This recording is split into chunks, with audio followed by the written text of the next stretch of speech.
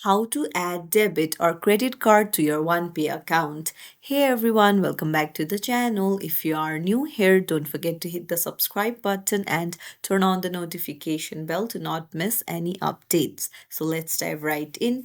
Open up your browser and go to onepay.com, then go to the three lines in the top right.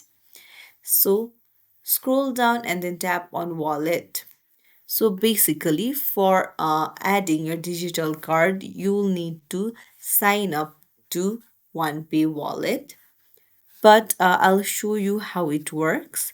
You'll need to scroll down and you can see how it works right here.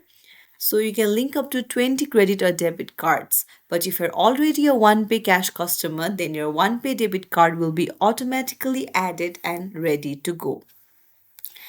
And then you can even add wallet as a payment method in your Walmart account to use it online or scan the QR code in a OnePay app to use it in store. And then you can also enjoy your welcome bonus. So, uh, that's it. If you found this tutorial helpful, don't forget to like the video and subscribe to our channel. Thank you for watching.